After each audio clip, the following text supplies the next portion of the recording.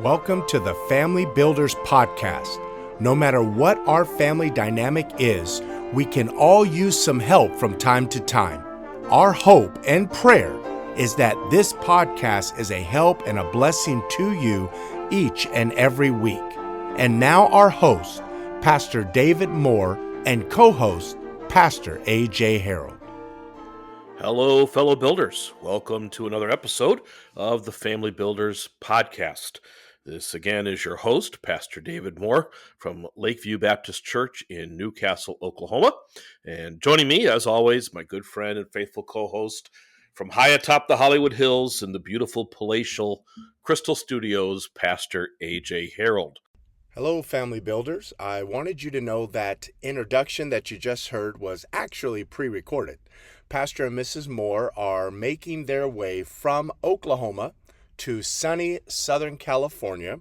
They're flying here to celebrate with our church, Solid Rock Baptist Tabernacle in Bellflower, California.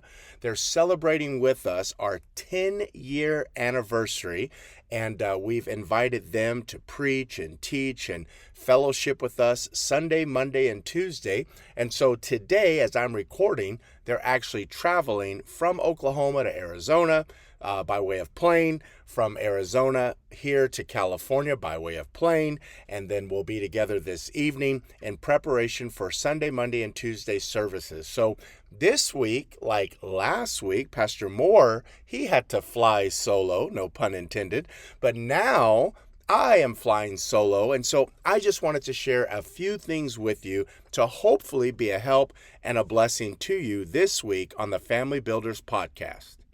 I'd like to start off by just sharing a builder's tip. I mention this often from time to time, but the builder's tip this week is have a family calendar. Now, I know you've heard me share that, but I want you to understand, we as parents, we could miss our children's functions simply because we didn't know the time or location or even that the event was happening in the first place.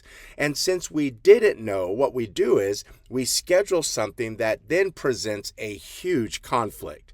A family calendar would aid in your communication, and it minimizes those missed opportunities to be present and participate. So I want to encourage you to have a family calendar.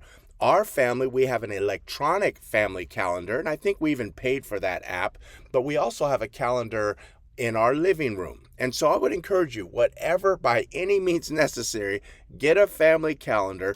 That way, all the moving parts of your family, as best as you can, they won't conflict, and it will allow you to both be present and even participate if the opportunity arises. So there's your builder's tip. Have a family calendar. All right, well, just briefly, I would like to share with you the importance of church attendance and the importance of quote unquote never missing. Now, obviously the word never, it's not really accurate. Everybody from the pastor to the pew, everybody misses church here and there. But please let me stress, here and there is not once a month. It's not, some services we go, some we don't. What I mean by here and there is this. I had knee surgery a few years ago. I believe my knee surgery was on a Friday.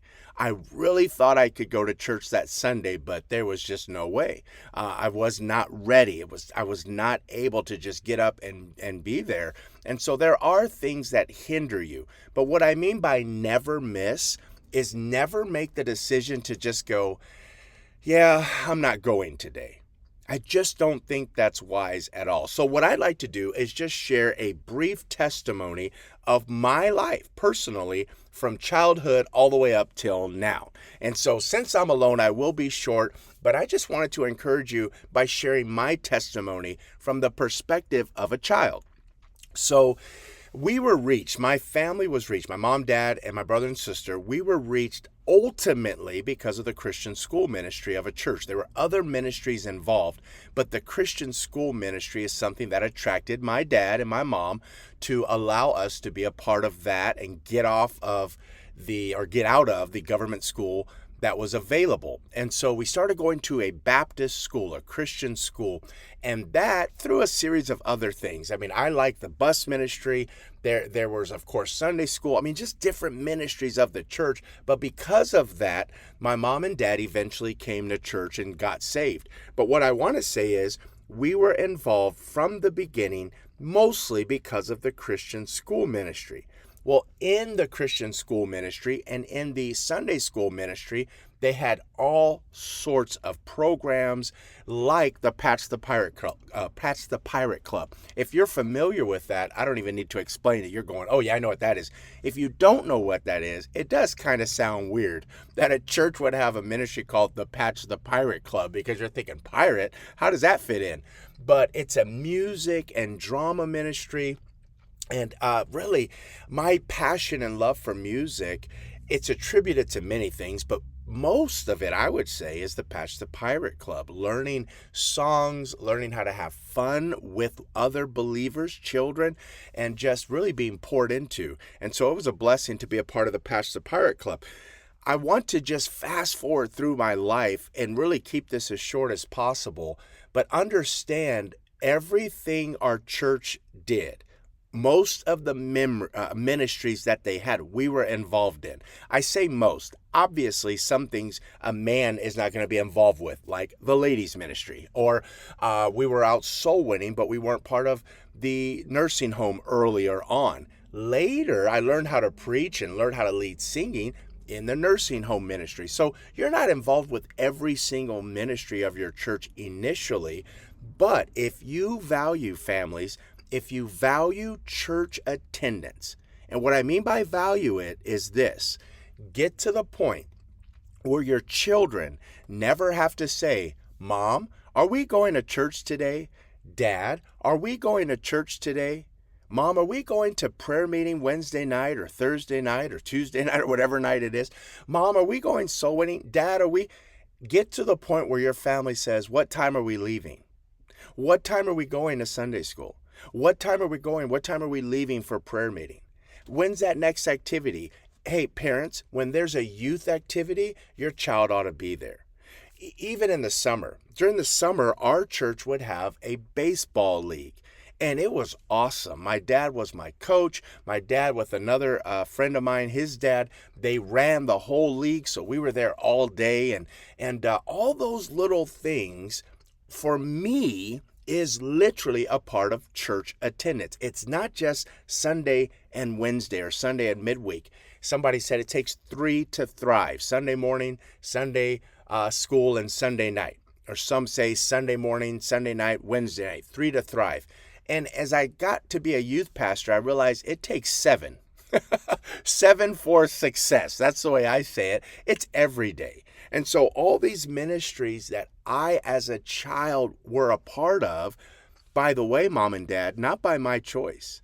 I didn't necessarily want to do everything, but my parents said, this is on the church calendar, so therefore it's on our family calendar, and you're going. Like it or lump it. And there were times that I lumped it. But at the end of the day, my parents' decision to, quote unquote, never miss benefits me today. Like literally who I am in my now going toward my late 40s, who I am today in part was because of who I was when I was 10. Yes, I was told to go, but because I went and participated, because of my mom and dad making us go. I'm talking about Patch the Pirate Clubs, which I mentioned, the baseball leagues, which I mentioned, also school programs, because we had the privilege of going to the Christian school. Also missions trips. I got to go out of the country to Mexico and go paint a church when I was in junior high and high school. And go paint a church down there, learn a song. I think it was This Little Light of Mine, or no, it was In the Cross. It was awesome. And learning these in Spanish and serving the Lord and trying to lead people to the Lord, inviting them to church, seeing the poverty at certain parts of that country where we were. I got to do missions trips. To me, all of these things, making church attendance non-negotiable. Quote unquote, never missing, getting to the point where the youth pastor or the pastor says we're going to do this or do that, and you're there. We have missions conference Sunday through Wednesday or Sunday through Saturday, whatever it is, and your family is there. I know there are times of conflict, but having a calendar will help with those times of conflict. Right now, we just experienced as a family the Regional Student Convention. It was a busy, busy week. Well, almost right away, they're like, here's the dates for next year. Like, they want us to know to put it on our calendar so we don't schedule anything. I met a man. I shouldn't say I met him. I saw him again. I've met him a few years ago. But I asked him, are you going to the next conference, which is in Indiana, the International Student Convention? And he says, oh, I would love to, but when I got the dates, we have this going on and that going on, and we can't do it. There's a conflict. And I thought to myself, we've had these dates for over a year. And it wasn't to beat them up, but it's the idea of, and so I told him, you've got to get ready for 2026. As soon as those dates come out, put them on your calendar. I told him that yesterday because his kids really want to go, he said. In the school that he represents, they really want to go. But the sponsors, there's a conflict with their calendar. And so as parents, we've got to get the church calendar. Where I grew up, our pastor gave us an annual calendar in January. And it was something you could put on your refrigerator so that you can make your family calendar not conflict with the church calendar. And so not missing's a big deal. Not only did I do missions trips to Mexico with the church and the youth group, but also New Mexico. Now, I was in college at the time, but our college and career Sunday school class, we went to the, I think it was the Apache tribe in Dulce, New Mexico. And it was there that I met a man of God who's in heaven now who told me, you need to do this, that, and the other with your life. And he was right. And as a result, I met my wife, Sherry, listening to the man of God on a missions trip. Just a few weeks later, I then meet my wife, and here we are 12 children later. And now I'm doing a podcast called the Family Builders Podcast. And so it's important, Mom and Dad, that we make church attendance a non-negotiable, that we quote unquote never miss. Also, again, I mentioned it already, but I learned how to preach in nursing homes. That was on Sunday. So my dad would take our family to Sunday school. Then after Sunday school, you've got the church hour. Then after that, my dad would allow me to go with another family to a nursing home ministry, and we would allow them, the shut-ins of the nursing home, to have church. I would lead the singing. I remember preaching John 3:16. It was absolutely horrible. I didn't do a good job. And Brother Walker, who taught me, he said, I want you to preach next week. I said, man, it took me forever, sir, to get this outline. He said, preach it again. They won't remember it. And I did. And I learned how to preach. I learned how to lead singing.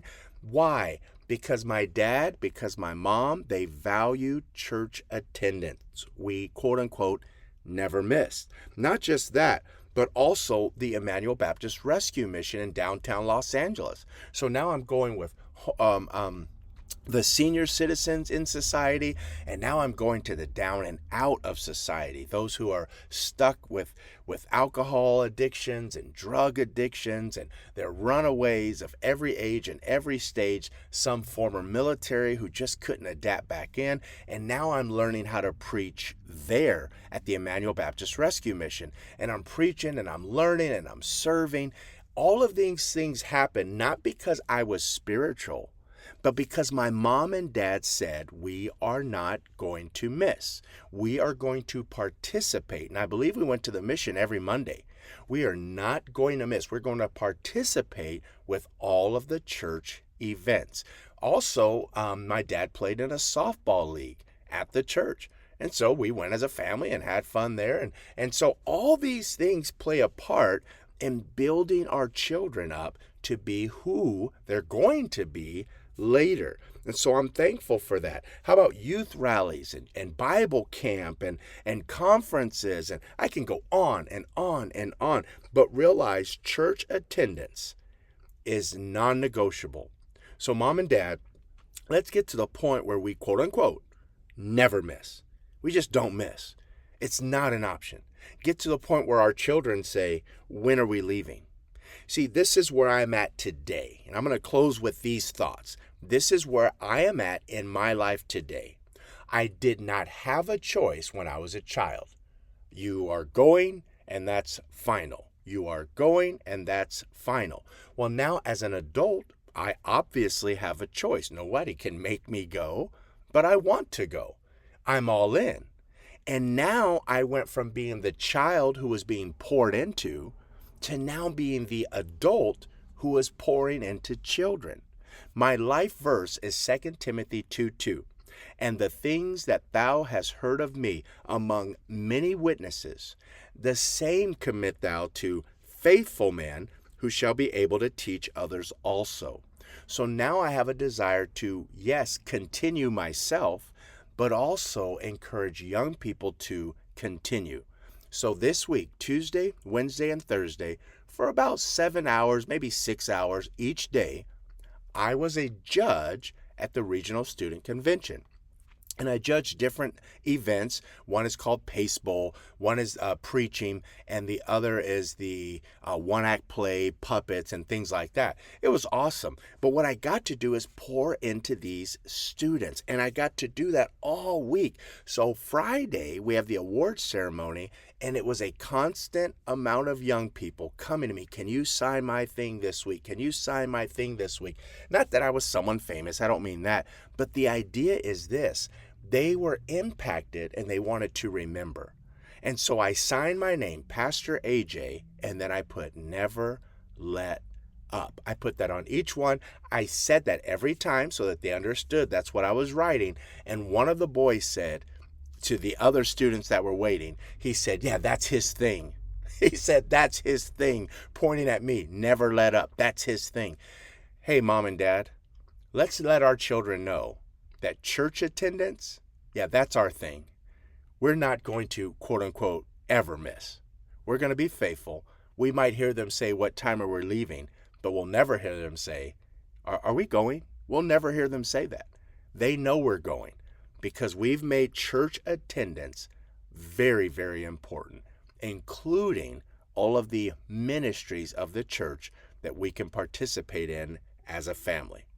Let me leave you with this because I am the word nerd.